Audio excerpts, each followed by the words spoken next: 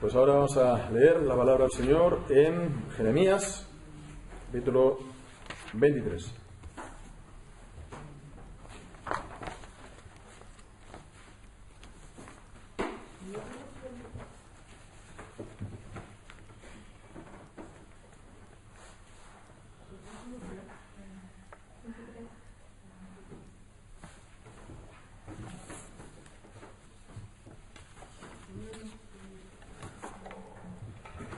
Vamos a leer, dice así la palabra de Dios.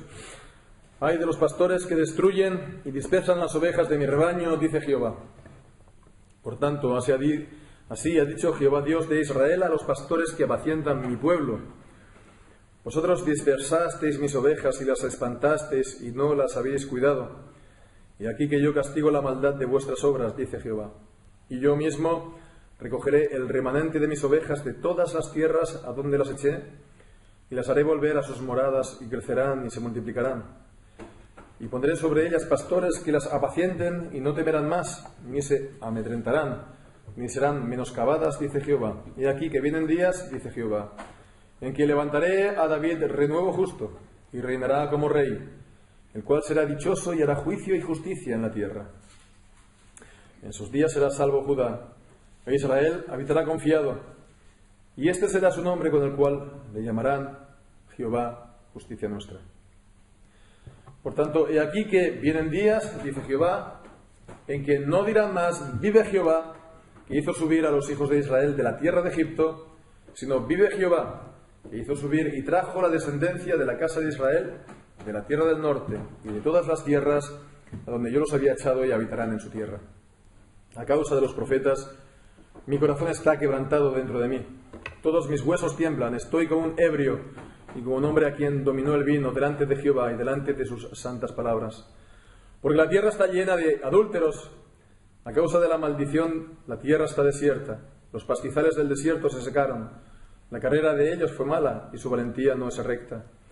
Por tanto, el profeta es como el sacerdote, tanto el profeta como el sacerdote son impíos. Aún en mi casa hallé su maldad, dice Jehová. Por tanto, su camino será como resbaladeros en la oscuridad. Serán empujados y caerán en él, porque yo traeré mal sobre ellos en el año de su castigo, dice Jehová. En los profetas de Samaria he visto desatinos. Profetizaban en nombre de Baal e hicieron errar a mi pueblo de Israel. Y en los profetas de Jerusalén he visto torpezas. Cometían adulterios y andaban en mentiras, y fortalecían las manos de los malos, para que ninguno se convirtiese de su maldad. Y fueron todos ellos como Sodoma, y sus moradores como Gomorra. Por tanto, así ha dicho Jehová de los ejércitos contra aquellos profetas. Y aquí que yo les hago comer ajenjos, y les haré beber agua de hiel, porque de los profetas de Jerusalén salió la hipocresía sobre toda la tierra. Así ha dicho Jehová de los ejércitos: no escuchéis las palabras de los profetas que os profetizan. Os alimentan con vanas esperanzas. Hablan visión de su propio corazón, no de boca de Jehová. Dicen atrevidamente a los que me irritan: Jehová dijo, paz tendréis. Y cualquiera que anda tras la obstinación de su corazón, dicen, no vendrá mal sobre vosotros. Porque ¿quién estuvo en el secreto de Jehová y vio y oyó su palabra? ¿Quién estuvo atento a su palabra y la oyó? Y aquí que la tempestad de Jehová saldrá con furor, y la tempestad que está preparada caerá sobre la cabeza de los malos. No se apartará el furor de Jehová hasta que lo haya hecho, y hasta que haya cumplido los pensamientos de su corazón. En los postreros días lo entenderéis cumplidamente. No envié yo a aquellos profetas, pero ellos corrían. Yo no les hablé, mas ellos profetizaban. Pero si ellos hubieran estado en mi secreto, habrían hecho oír mis palabras a mi pueblo, y lo habrían hecho volver de su mal camino y de la maldad de sus obras. ¿Soy yo Dios de cerca solamente, dice Jehová? ¿O no soy Dios, o no Dios desde muy lejos? ¿Se ocultará alguno, dice Jehová, en escondrijos que yo no lo vea? ¿No lleno yo, dice Jehová, el cielo y la tierra? Yo he oído lo que ellos profetizan, lo que aquellos profetas dijeron, profetizando mentira en mi nombre, diciendo, soñé, soñé. ¿Hasta cuándo estará esto en el corazón de los profetas que profetizan mentira y que profetizan el engaño de su corazón? ¿No piensan cómo hacen que mi pueblo se olvide de mi nombre con sus sueños, que cada uno cuenta a su compañero, al modo que sus padres se olvidaron de mi nombre por Baal? el profeta que tuviere un sueño, cuente el sueño, y aquel a quien fuere mi palabra, cuente mi palabra verdadera. ¿Qué tiene que ver la paja con el trigo?, dice Jehová. ¿No es mi palabra como fuego, dice Jehová, y como un martillo que quebranta la piedra? Por tanto, y aquí que yo estoy contra los profetas, dice Jehová, que hurtan mis palabras cada uno a su más cercano, dice Jehová. Y aquí que yo estoy contra los profetas que endulzan sus lenguas y dicen, Él ha dicho. He aquí, dice Jehová, yo estoy contra los que profetizan sueños mentirosos y los cuentan y hacen errar a mi pueblo con sus mentiras y con sus lisonjas. Y yo no los envié ni les mandé, y ningún provecho hicieron a este pueblo, dice Jehová. Y cuando te preguntare este pueblo, o el profeta, o el sacerdote, diciendo, ¿cuál es la profecía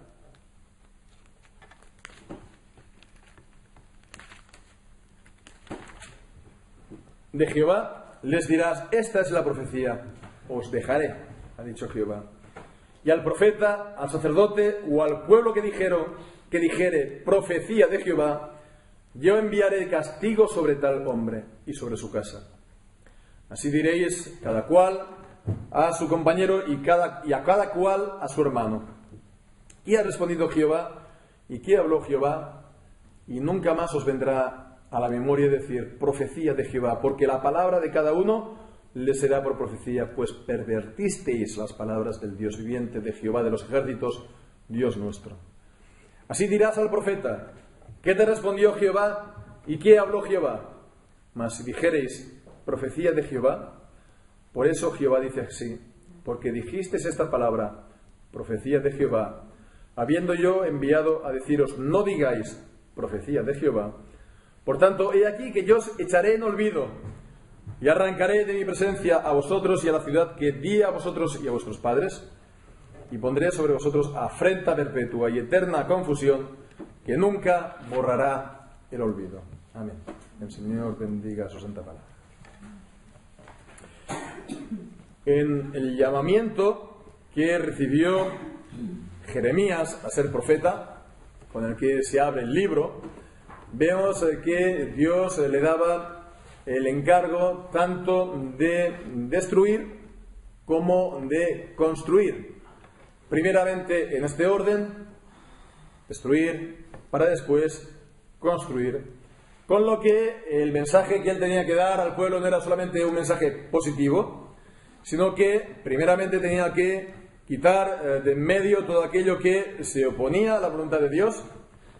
Es decir, tenía que traer primeramente un mensaje negativo, un mensaje en palabra de Dios para el pueblo, de denuncia y de oposición, y a partir de ahí pues habría lugar para que se pudiera edificar y pues construir, y pues de esa manera traer el mensaje de ánimo y de esperanza al pueblo. Y el momento en el que Jeremías recibió ese llamamiento, y el momento en el que Jeremías pues tuvo que ejercer su ministerio, fue el momento de los últimos reyes de Judá, y la última semana pues estuvimos viendo cómo esta dinastía iba a caer, cómo estos últimos reyes iban a caer. Entonces, el mensaje que Dios le dio a Jeremías en ese momento era un mensaje que estaba, como vemos, por decirlo así, esta expresión, cuestionando el status quo de aquel momento. Es decir, el establecimiento de la religión y el establecimiento político, y las dos cosas están mezcladas, ¿verdad? El orden político y también el orden religioso están, pues no se pueden separar, están unidos, y es así.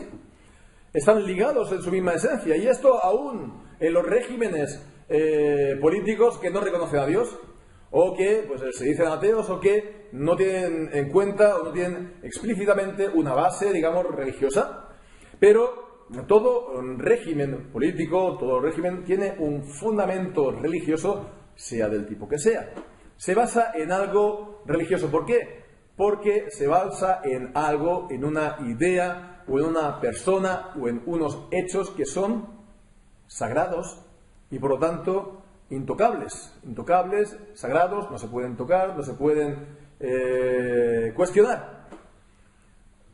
Una figura, una persona, unos hechos, la revolución, la independencia, la libertad, la república, el monarca, sea lo que sea, se reviste, por lo tanto, de sacralidad, es, por lo tanto, un fundamento religioso. Y estábamos, pues, hace nada comentando cómo en Venezuela, país, pues, de tradición católica romana, pues el régimen, pues ahora bolivarista, pues está produciendo el culto religioso a Chávez y se le ora el Padre Nuestro, versión Chávez, ¿no? Qué mejor manera, qué mejor ejemplo para ver lo que estamos diciendo, cómo todo poder, pues, se basa en algo, en una idea, en una persona inviolable y por lo tanto sagrado, porque de ello depende realmente el régimen y el ejercicio del poder. ¿Cuál era el status quo en aquel entonces en Jerusalén? Bueno, pues en Jerusalén podemos ver que era siempre una amalgama de distintas tendencias, de distintas tendencias en el país, en la religión y en la política, porque formalmente el país tenía el culto al Señor, tenía el templo de Jerusalén, tenía el sistema de culto ordenado por Dios, pero al mismo tiempo coexistía con los dioses y las religiones de las naciones circunstantes, por lo cual vemos que el país en Israel había dado una especie de ayornamiento, es decir, de puesta al día. Ya no estamos siguiendo el culto tan anticuado de los días de Moisés, de hace ya 800 años, ¿no? Nos hemos puesto al día con los cultos modernos que hay alrededor de nuestras naciones, ¿no? Hay, por lo tanto, diversidad de opiniones. Unos lo hacen a Baal, otros pues dan culto a Asera, y otros a Milcom, y otros a Moloch, otros a Asera. Están los cultos los cultos simpáticos cananeos, ¿no? De fertilidad, en los que hay también fiesta y en fin. Entonces había toda una amalgama, y mientras tanto también el país que quería mantener su independencia frente a la mayor potencia de aquel entonces, que era Babilonia, pero al precio de unirse en alianzas con países que no eran tampoco, seguían la palabra de Dios, eran países paganos, y por lo tanto era ponerse en yugo desigual, era apoyarse en el hombre, era apoyarse en Faraón en Egipto, y de esa manera pues intentar enfrentarse a su enemigo, a Babilonia, ¿no? Sin tener debidamente en cuenta dos cosas. Primero, que Dios había prohibido las alianzas con las naciones paganas, y que Dios tenía que ser el único apoyo de la nación, por un lado, y por otro lado, que si Babilonia tenía ese predominio sobre Israel, no era por una casualidad, no era porque sí. ¿Por qué era? Era porque el Señor le estaba advirtiendo de lo que le vendría si persistían en esa infidelidad, si persistían en esos cultos, en ese sincretismo, en esa diversidad religiosa, en ese status quo, tanto político como sobre todo religioso. Y si está esta amalgama entre lo político y lo religioso, siempre lo político busca su establecimiento. No digo que todo establecimiento de por sí sea esté mal, porque, por ejemplo, en el tiempo de la Reforma, las naciones que abrazaron la Reforma establecieron las iglesias reformadas como la iglesia verdadera en el país. El problema no fue eso, el problema fue que las iglesias, con el tiempo, con la evolución de las mentalidades, con eso no en un sentido positivo, sino con las influencias de filosofías diversas, pues dejaron de ser fieles a la palabra de Dios. Y entonces se está esta ayuda mutua entre pues unos regímenes políticos y unas iglesias que, por ejemplo, aquí en el caso de Europa, protestantes, que no solamente han sancionado y están sacralizando cosas tan extrañas y contrarias a la palabra de Dios como la homosexualidad, matrimonios homosexuales, lesbianismo, cambio de género, evitar hablar de Dios en masculino, hablar en Dios en neutro, ya pues acabarán incluso pues hablando de él en femenino y pues ordenándoles pues sacerdotisas, no como en los cultos paganos. Bueno, pues decimos que Jeremías fue llamado primeramente a cuestionar este status quo, dando también la esperanza de tiempos mejores que vendrían de la mano del Señor. Y ciertamente Jeremías cumplió con este cometido, porque Jeremías es sin duda el profeta que en la Biblia más atención hace a los falsos maestros, a los falsos pastores, a los que les dedica más atención y que palabras más fuertes les dedica, por otra parte.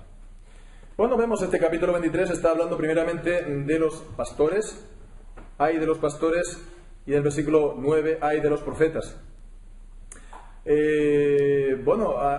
Están los comentaristas que piensan que cuando está hablando de los pastores se está refiriendo aquí a los reyes y que se referiría por lo tanto a los 4 últimos reyes que tuvo Judá.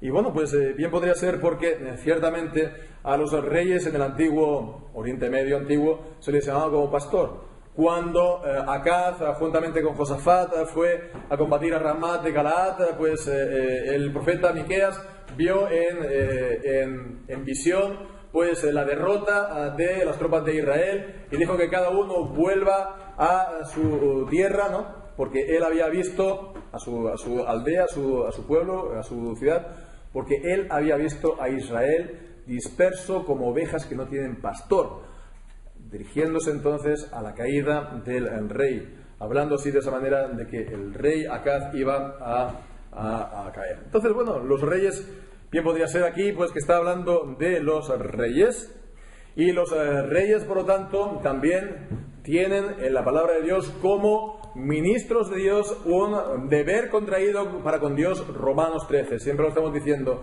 tienen un deber para con Dios porque son ministros de Dios. Si son ministros de Dios, han de actuar en nombre de Dios y han de actuar según la palabra de Dios. ¿Es así? Y entonces, ese es porque si son autoridad, eso proviene de Dios. Dios los ha puesto ahí, y como los ha puesto ahí, también los puede quitar si son infieles al encargo que Dios les ha dado. Entonces, cuando se deja de actuar así, quien lo paga es el pueblo. Y es lo que dice aquí en el versículo 2. Por tanto, así dijo Jehová a los pastores que apacientan mi pueblo, vosotros dispersasteis mis ovejas. Como ocurriría con Acaz, ¿no? O Acab, cuando pues atacó a Ramón de Galaad, ¿no? Que vio a Israel dispersas como ovejas que no tienen pastor. Vosotros dispersasteis mis ovejas, las espantasteis y no las habéis cuidado. He aquí yo castigo la maldad de vuestras obras.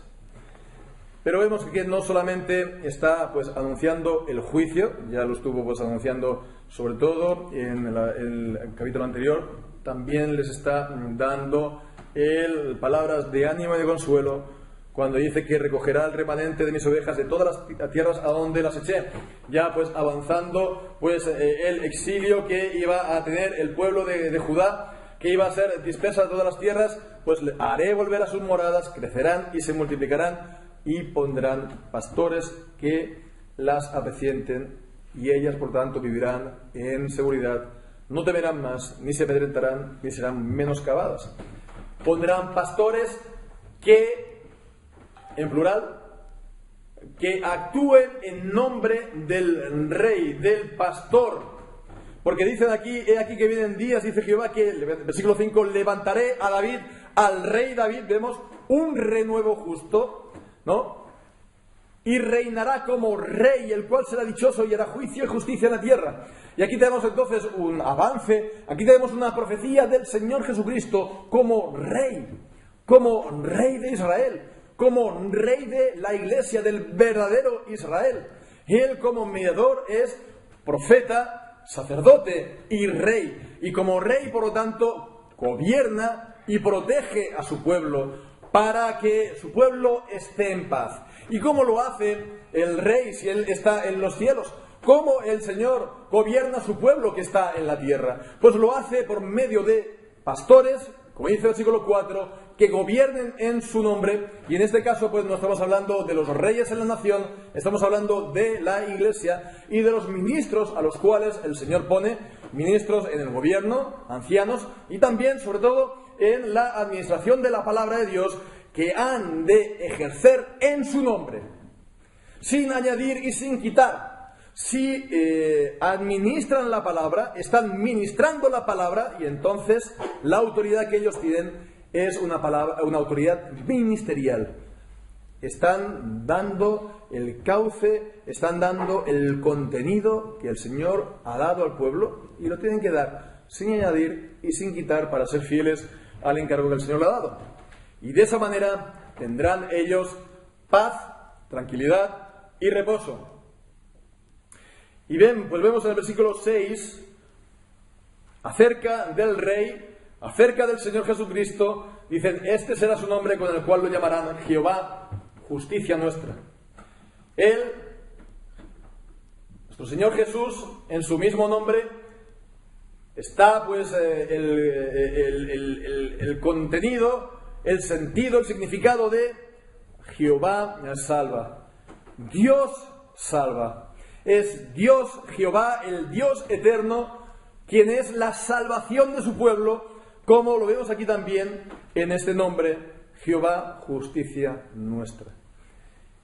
Él mismo es Jehová, el Dios eterno, y Él es nuestra justicia, porque Él vino a cumplir toda justicia. Cuando Juan el Bautista lo estaba bautizando, dijo, él pues lo rehusaba, se negaba a hacerlo y dijo, deja que conviene que así cumplamos toda justicia.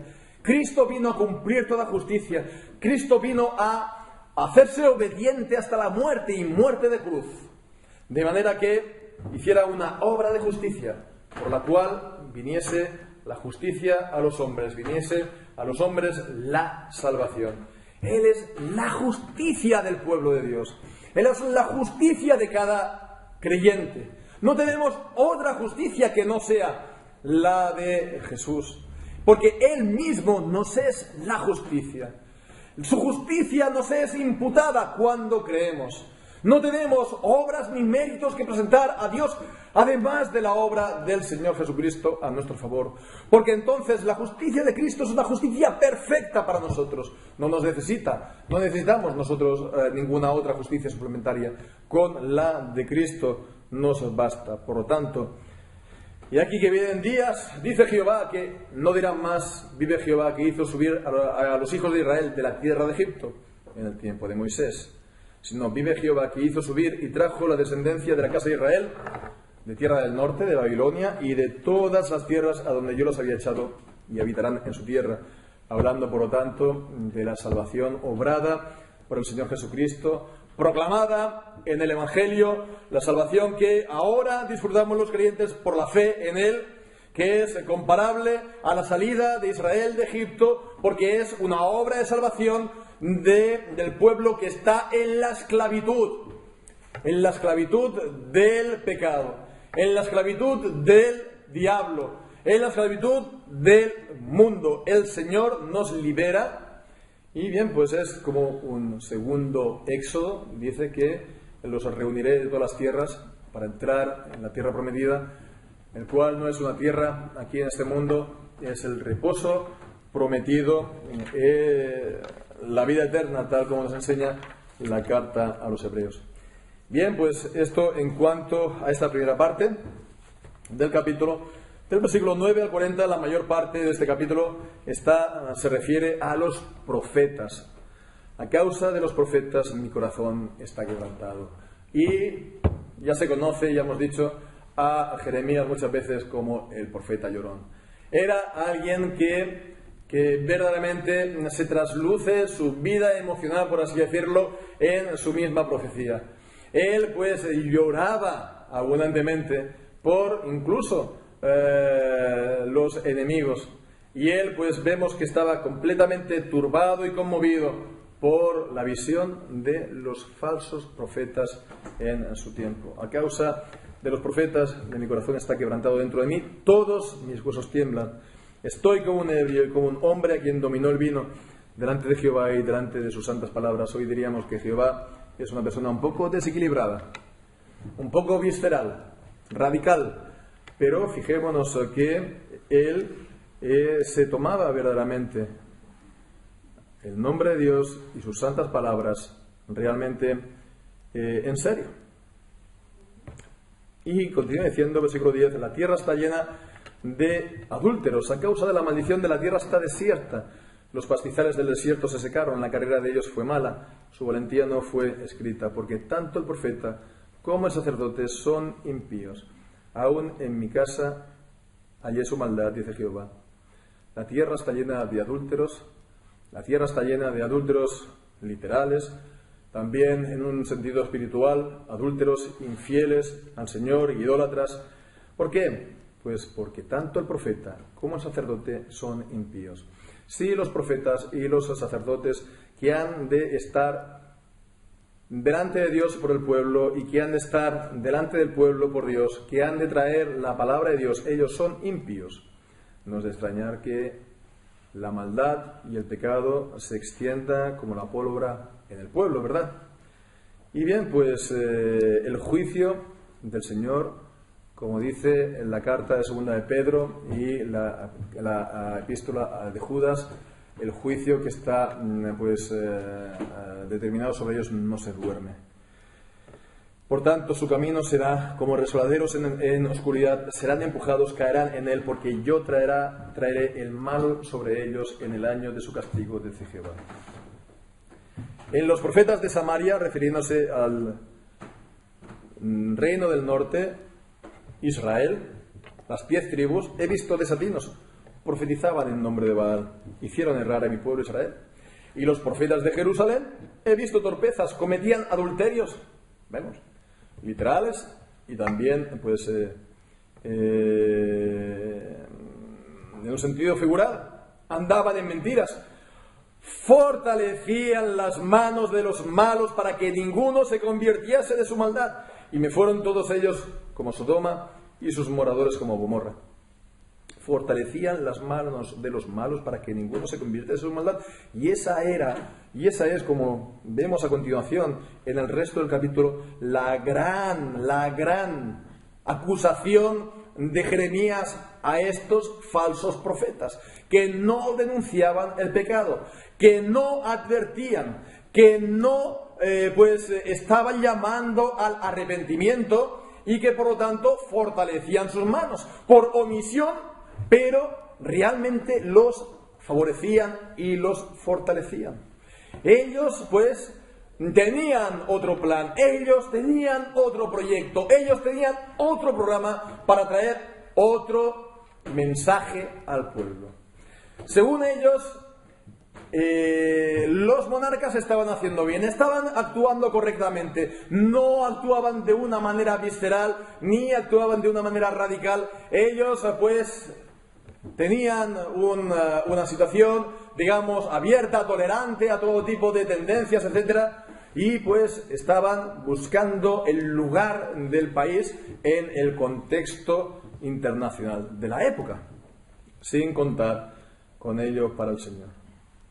Y por lo tanto, su mensaje fue un mensaje de moderantismo. Su mensaje fue de moderación. Su mensaje fue de, digamos, de dejar pasar todo tipo de falta y pecado sin tener que llamar al arrepentimiento a nadie, sobre la base de que, entre otras cosas, el templo estaba en Jerusalén y, por tanto, no sería movido de ahí el pueblo en ningún momento. En términos actuales, hoy se podría decir que el mensaje de ellos sería un mensaje inclusivista. Mensaje inclusivista que hoy en día se utiliza solamente para hablar de los homosexuales. Las iglesias inclusivistas serían aquellas que admiten a los homosexuales, pero que en realidad el término inclusivista va mucho más allá. El término inclusivista es una palabra, es un término o palabra, o lo que queremos decir, una mot de passe, ¿cómo se dice esto?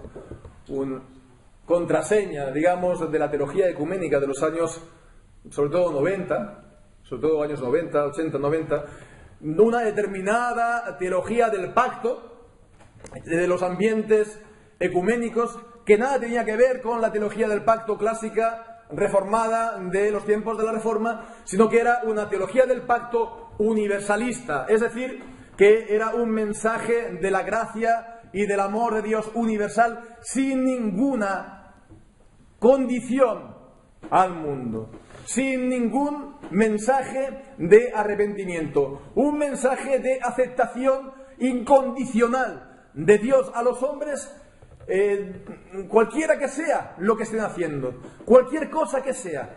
El Señor los acepta porque Él es tan bueno que no va a dejar de aceptarlo, y lo único que lo hará es aquellos que lo va a rechazar, aquellos que son tan secos, que son tan rígidos, que rechazan a sus semejantes. Esta es la teología inclusivista. Los homosexuales es solamente un subapartado de ellos.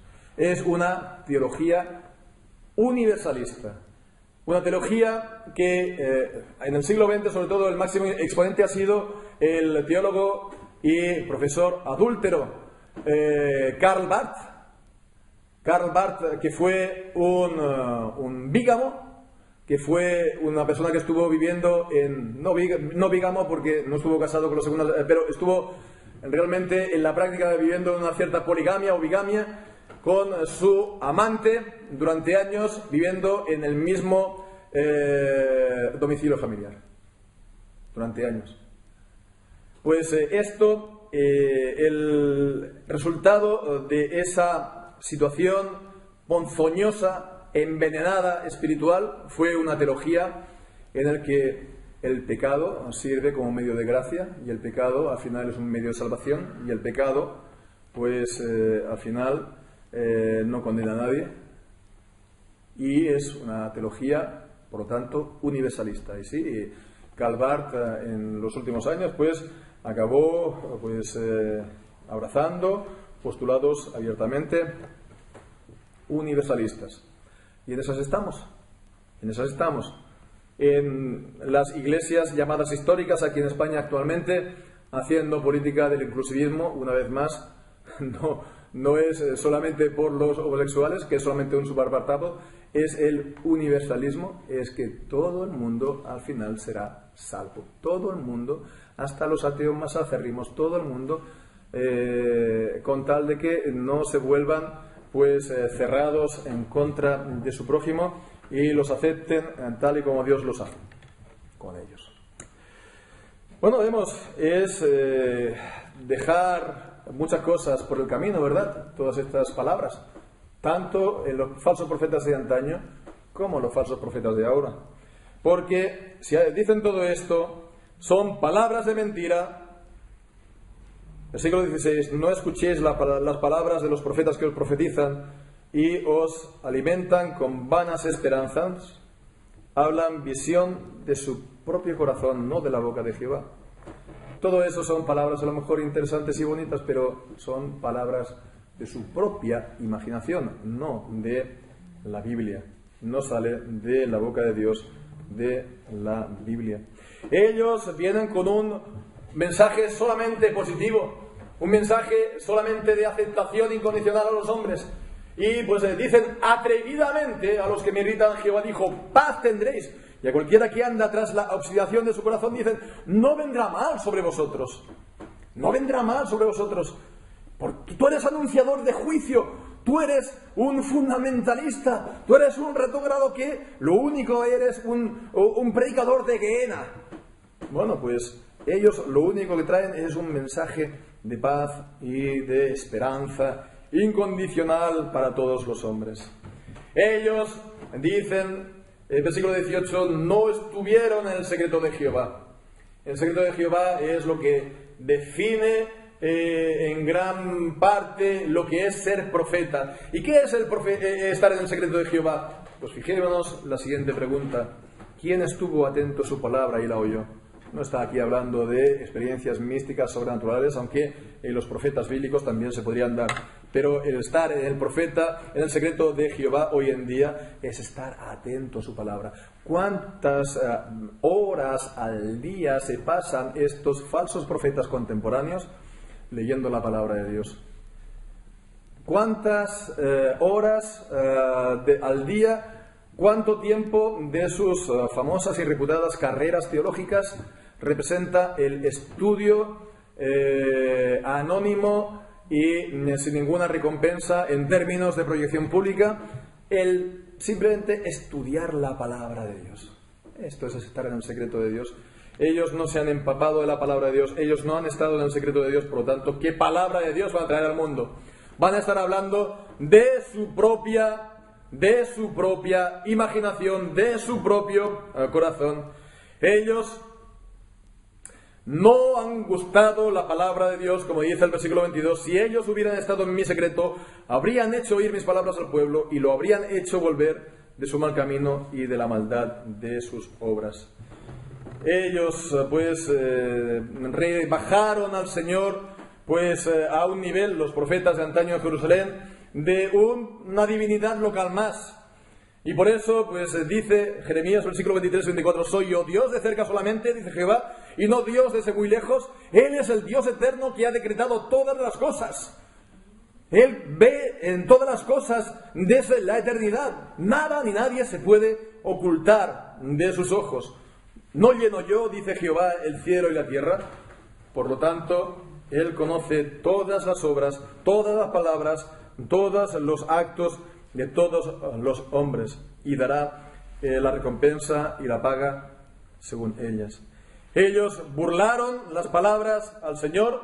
Podríamos hacer esto, seguir este capítulo pues muy de cerca, pero vemos, ellos hurtaron palabras, robaron las palabras al pueblo. Y aquí que yo estoy contra los profetas, dice Jehová, que hurtan mis palabras cada uno a su más cercano. Solamente dicen las palabras bonitas, solamente les dicen las palabras de gracia incondicional y de esperanza universal para todos los hombres, pero no les dice acerca de sus pecados y de la necesidad del arrepentimiento. Ellos endulzan sus palabras, versículo 31.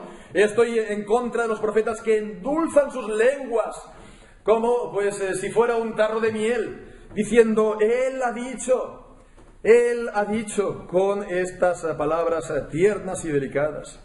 Ellos pues dan palabras de su propio corazón. Versículo 32, yo estoy en contra de los que profetizan sueños mentirosos y los cuentan y hacen errar a mi pueblo con sus mentiras y sus lisonjas.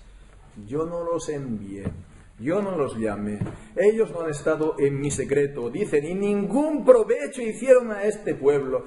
Esta es el grave mal del pueblo de Dios, recibir falsos maestros y falsos profetas. Ese es el juicio que Dios da al pueblo por sus pecados, enviar falsos pastores con falsas enseñanzas. Ese es el juicio que el Señor ha enviado y el Señor envía todavía hoy. Porque cuando ocurre esto, esta seducción espiritual al pueblo, ¿cómo se sale uno de ella? Si has estado pues sorbiendo la dulzura de sus palabras y has estado pues sorbiendo el veneno de sus palabras hasta los tuétanos.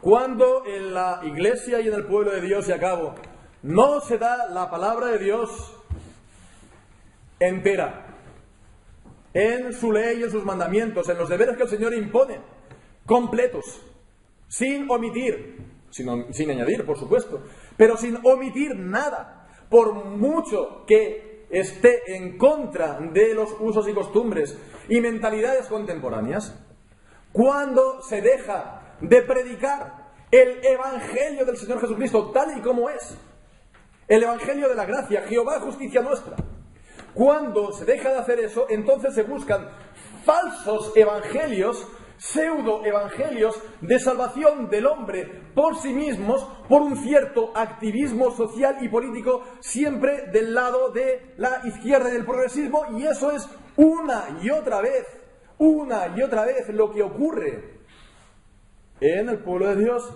desde los tiempos de Jeremías. Los falsos profetas, si lo ponemos en una balanza, ¿qué serían? Falsos profetas, digamos, ultraconservadores, o falsos profetas progresistas, falsos profetas rígidos que están anunciando, pues eso, a un Dios de juicio o de gracia incondicional a todos los hombres, porque somos pueblo de Dios. Cuando no se da la palabra, y a eso iba, cuando se hurta al pueblo la palabra de Dios en su ley y en su evangelio, hay un vacío. Y en ese vacío, el vacío no puede existir, ¿no? Hay un horror al vacío, ¿no? Y entonces, cuando se da ese vacío, inmediatamente se tiende a llenar con ideas de afuera. ¿Y de dónde vienen esas ideas? De las ideas dominantes en ese tiempo. De las ideas, pues, que están más en boga, que son más poderosas. Por lo tanto, lo que hemos de orar al Señor, que el buen pastor, Jesucristo, envíe buenos pastores y fieles a su pueblo que den la plenitud de la palabra de Dios. Hoy, como tuvo que haber sido también, pues en el pueblo de Israel, desgraciadamente no lo fue, pues que el Señor nos guarde de acabar de la misma manera. Que el Señor levante hombres fieles que prediquen al precio que sea la palabra en este tiempo, para que podamos ver también la restauración del pueblo, Dios obrando la restauración del pueblo por medio de su palabra. Pues que así sea, que el Señor bendiga su santa palabra. Amén.